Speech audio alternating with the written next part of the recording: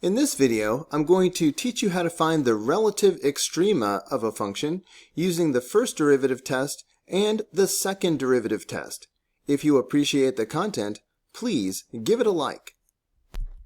Before we get started, let's get the terminology straight. You are used to the words maximum and minimum. These are singular. If you are talking about more than one maximum, you are talking about maxima. If you're talking about more than one minimum, you're talking about minima. The general word for both of these is extremum.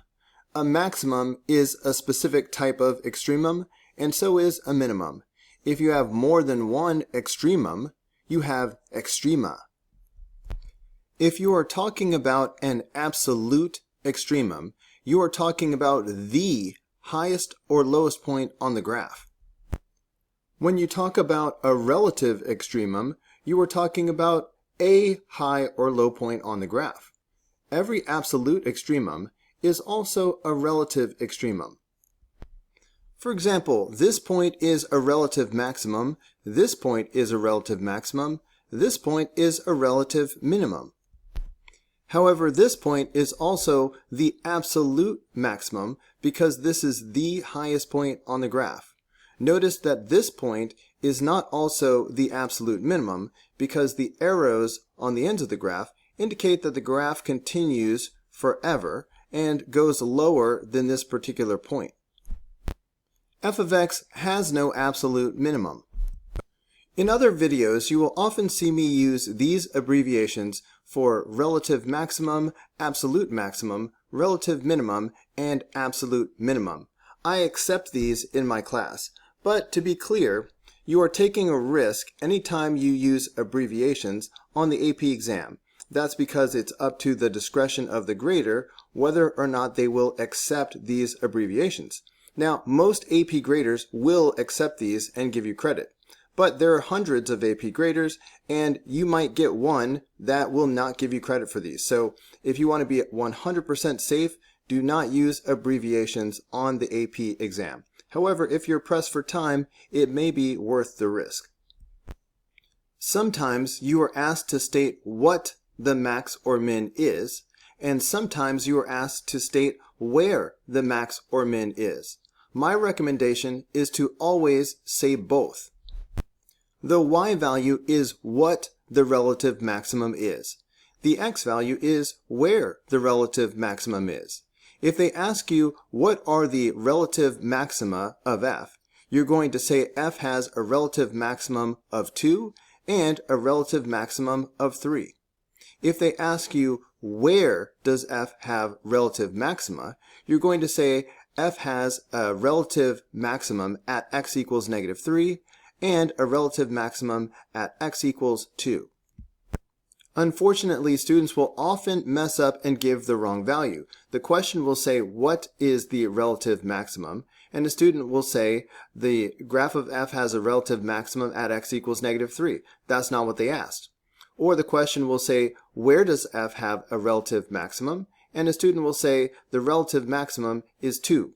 That's not what the question asks. So my recommendation is to always say both, regardless of what they ask.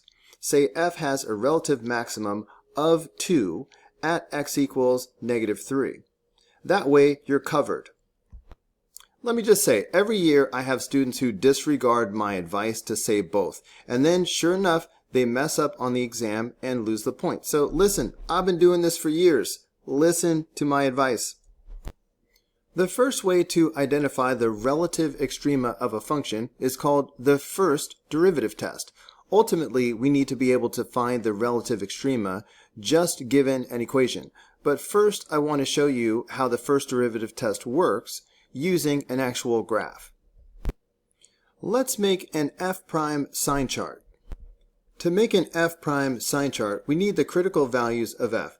That's where f' is equal to 0 or where f' is undefined.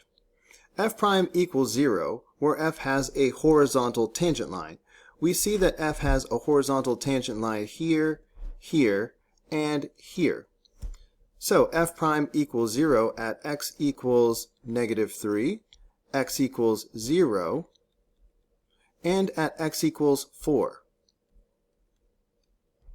We know that f prime is undefined when f has a corner or a cusp. And we have a cusp right here. So f prime is undefined at x equals 2.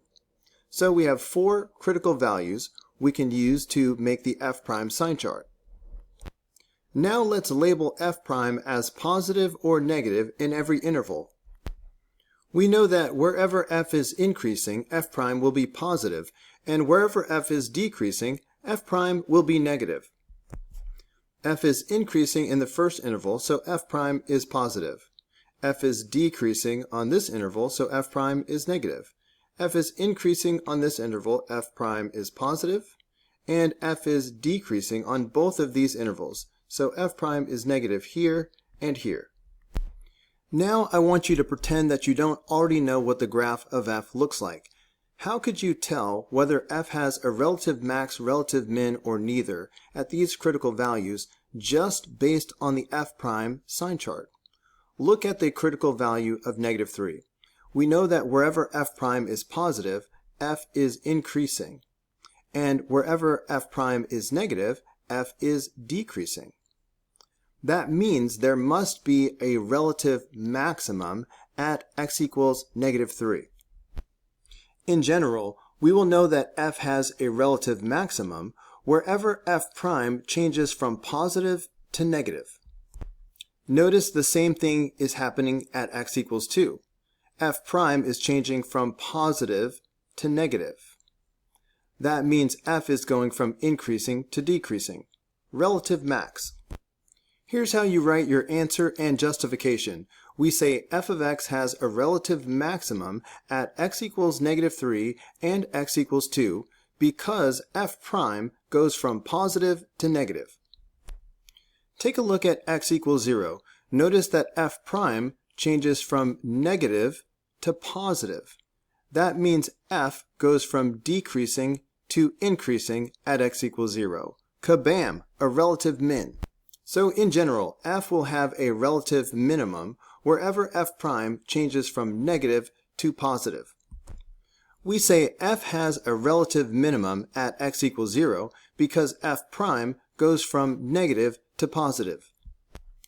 Based on the sign chart, what's going on at x equals 4? Well, f prime goes from negative to negative. That means f goes from decreasing to more decreasing. That means we have neither a relative maximum nor a relative minimum at x equals 4.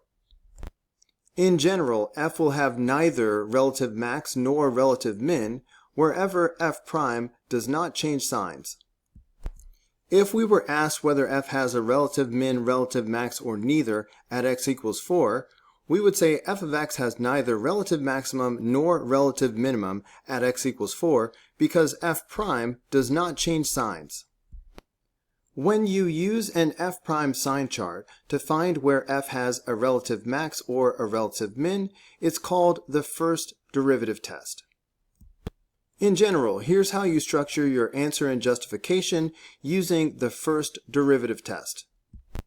Keeping it general, we say f of x has a relative maximum at x equals c because f prime goes from positive to negative.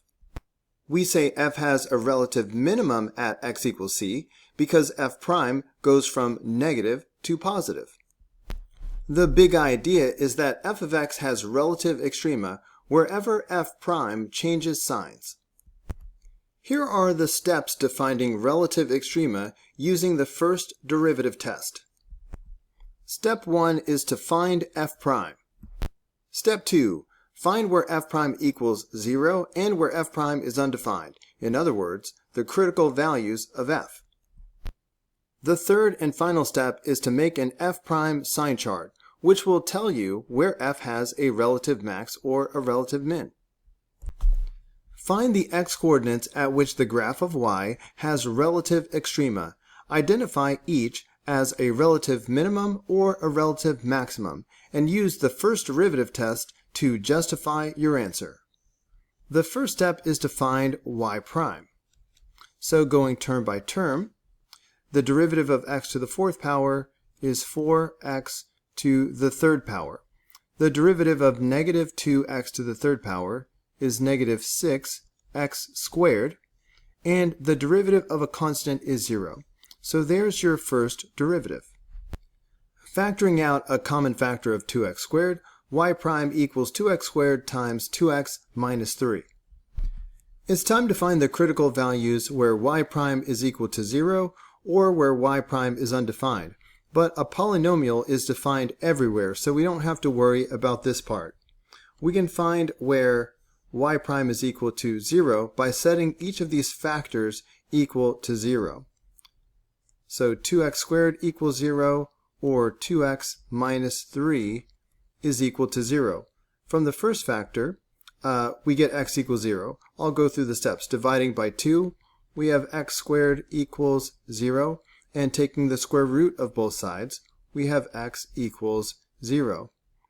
Adding 3 and dividing by 2, we get x is equal to 3 halves. So these are the two critical values. We use the critical values to make an f prime sign chart. Put your critical values in order from least to greatest across the top and make a row for each factor. Make sure you label the chart as f prime. We need to decide whether these factors are positive or negative in every interval. Because x is being squared, 2x squared will always be positive in every interval. 2x minus 3 is equal to 0 at 3 over 2. This is the only place where 2x minus 3 might change signs. 2x minus 3 is going to be negative for values of x to the left of 3 over 2, and positive for values of x greater than 3 over 2. The overall sign of f prime will be negative, negative, and positive. F will have a relative extremum at a sign change in f prime. We see that at 3 over 2, f prime goes from negative to positive. That means f goes from decreasing to increasing, and thus has a relative min. We say f of x has a relative minimum at x equals 3 over 2 because f prime changes from negative to positive. That's the first derivative test. Small correction, it's y and y prime, not f prime. You can use the second derivative to tell whether f has a relative max or a relative min at a particular value of x. When you do that, it's called the second derivative test. For example, on this graph, we see that at x equals negative 3, f has a relative max. Let's examine what's going on with f prime and f double prime. At negative 3, f has a horizontal tangent line. That means f prime at negative 3 is equal to 0. F double prime will be positive wherever f is concave up, and negative wherever f is concave down. Since f is concave down near negative 3, we know f double prime at negative 3 is negative. Now I want you to pretend that you don't already know what the graph of f looks like. What if all you knew was that f prime at negative 3 is equal to 0 and f double prime at negative 3 is negative? How could you use this information to decide whether f has a relative max or a relative min at x equals negative 3? Well, the fact that f prime is equal to 0 means that f has a horizontal tangent line.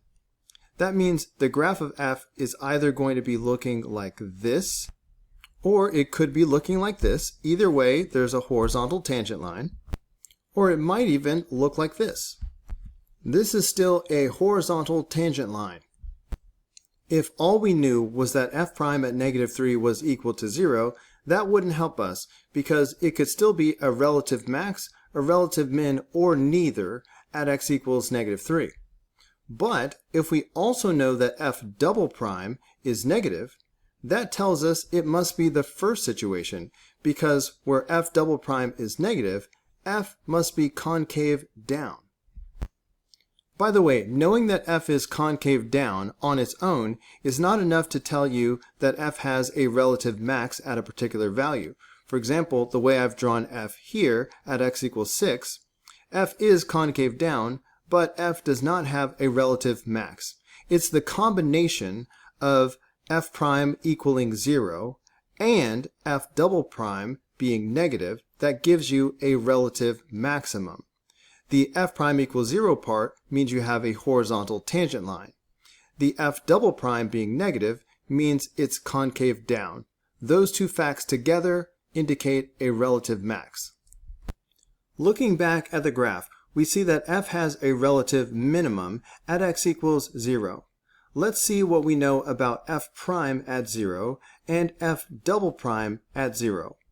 Once again, we notice that f has a horizontal tangent line at x equals 0. That means f prime is equal to 0. In this case, f is concave up near x equals 0, which means that f double prime is positive. If we did not have the graph of f, we could use this information alone to determine whether f has a relative max or a relative min.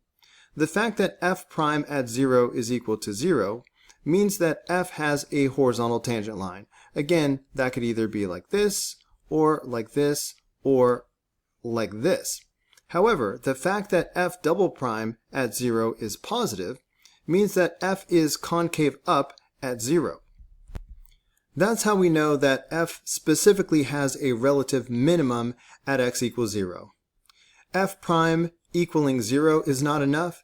F double prime being positive is not enough. It's the combo of these two facts that tell us that f has a relative min. This is called the second derivative test, and I want you to absorb the fact that the second derivative test always has two parts to it. The first part is always that f prime at the value in question is always equal to 0. And then the second part is that f double prime is either negative or it's positive. The second derivative test is kind of limited. We can only use it when f prime is equal to 0. So if f prime is undefined, we can't use the second derivative test. We have to use the first derivative test. Because f has a cusp at x equals 2, f prime is undefined. And wherever f prime is undefined, f double prime is also undefined. In this particular case, we know that f has a relative maximum at x equals 2. If we did not have the graph of f, this information would tell us nothing. When f prime and f double prime are undefined, f might have a relative max, it might have a relative min, or neither. In a situation like this, you would have to use the first derivative test to decide whether f has a relative max or a relative min. At x equals 4, f has a horizontal tangent line. That means that f prime is equal to 0. But what about f double prime? Well, f has a point of inflection right here at x equals 4. F is concave up before x equals 4, and then concave down after x equals 4. Right at x equals 4, f is neither concave up nor concave down. That means f double prime is neither positive nor negative. F double prime is equal to 0. Let me emphasize that just because f prime and f double prime are both equal to 0, it does not automatically mean that it's a point of inflection with neither relative max nor relative min. There are situations where f prime equals 0 and f double prime equals 0, and it turns out to be a relative min, or sometimes it's a relative max. I know this looks concave up, but this is the graph of y equals x to the 4th power. The second derivative at x equals 0 is 0. Bottom line, in a situation like this, we would have to use the first derivative test. Here's how you structure your answer and justification using the second derivative test. Let me emphasize that a second derivative test justification has two parts to it. F has a relative max at x equals c because blank and blank. The first part is always that f prime at c is equal to 0. That part doesn't change. The second part is where the second derivative comes in. F double prime at c And in this case, if it's going to be a max, that means f double prime has to be negative. Again, this first part guarantees that we have a horizontal tangent line at x equals c. The second part, the second derivative being negative, tells us that we are concave down, thus a max. Similarly, f has a relative minimum at x equals c because f prime at c is equal to 0. That part doesn't change. And f double prime at c is positive. The big idea is that where f of x has a horizontal tangent line, f prime equals 0, the sign of f double prime will tell you whether it is the location of a relative max or a relative min. Here are the steps for finding relative extrema using the second derivative test. Step 1. Find f prime. Step 2. Find the values of x where f prime is equal to 0. Step 3. Find f double prime. And step 4. Determine if f double prime is positive or negative at the values you found in step 2. Let's try it out. Find the x-coordinates on the interval from negative pi over 2 to positive pi over 2, at which the graph of y has relative extrema. Identify each as a relative min or a relative max, and use the second derivative test to justify your answer, if possible. They say if possible because remember, the second derivative test is limited. It fails whenever f prime is not equal to 0, or even where f prime does equal 0, it fails if f double prime also equals 0. F double prime has to be either positive or negative. It can't be 0, and it definitely can't be undefined. Step 1 is to find y prime. Here comes a memorized rule. The derivative of tangent x is secant squared x. The derivative of negative 4x is negative 4. And the derivative of a constant is 0. So this is y prime. Step 2 is to find where y prime is equal to 0. Never where y prime is undefined, like we do for the first derivative test. The second derivative test doesn't work where y prime is undefined. Adding 4 to both sides, we have secant squared x equals 4.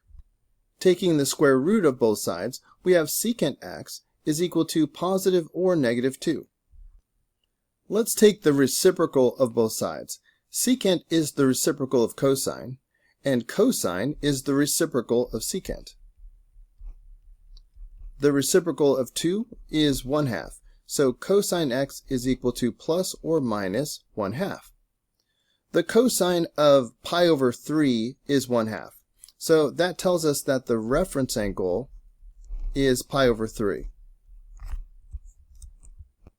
A reference angle is the angle between the terminal side and the x-axis.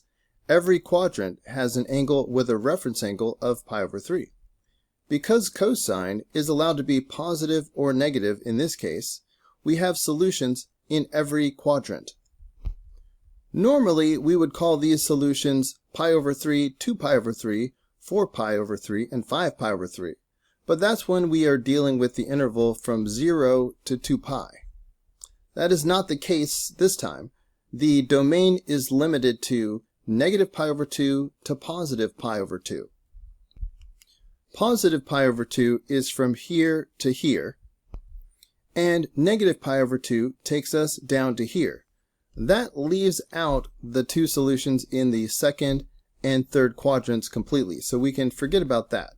But also, we're not going to call this 5 pi over 3, because that would mean that we went all the way around and then back to this position. That's past pi over 2, so that's outside the domain. To get to this same position while staying within the limited domain, we have to rotate in the clockwise direction. So this position is negative pi over 3. So these are the two solutions.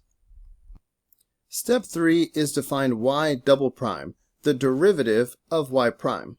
Let's be really careful here. For some reason, students have a lot of trouble taking the derivative of a trig function that has an exponent. So I'm going to put in an extra step here to help you visualize. I'm going to rewrite y prime a tiny bit. Secant squared x means secant x, and that whole factor is being squared. I'm writing it this way to emphasize the fact that we have to do the chain rule when we take the derivative. So first we have to take the derivative of the outer function with the exponent of 2 coming to the front. Okay, and obviously the derivative of the constant is 0, so that's gone. So I've taken the derivative of the outer function. As we do that, we leave the inner function alone, but then we multiply by the derivative of the inner function. Here comes a memorized rule. The derivative of secant x is secant x tangent x.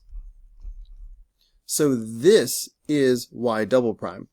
We are noticing that we have secant x times secant x, so let's collect that together. So y double prime is equal to 2 secant squared x times tangent x. The last step is to evaluate y double prime at the two values where y prime was equal to 0. We need to determine whether y double prime is positive or negative at these values. We already know that y has a horizontal tangent line at these values. The sign of y double prime will tell us whether y is concave up or concave down at these values, therefore telling us whether we have a relative min or a relative max. As I evaluate the secant squared of pi over 3, in my mind I'm thinking, well, the cosine of pi over 3 is 1/2, so the secant of pi over 3 is 2, the reciprocal of 1/2. So secant squared of pi over 3 is 4. So I have 2 times 4, and we have memorized that the tangent of pi over 3 is radical 3. And all that matters is that this is positive. We also need to evaluate y double prime at negative pi over 3. Secant squared of negative pi over 3 will still be positive 4. When you square something, it's always going to be positive. Also, negative pi over 3 is in the fourth quadrant, and cosine is positive in the fourth quadrant anyway. Tangent is negative in the fourth quadrant, so the tangent of negative pi over 3 will be negative radical 3. So what matters is that this is negative.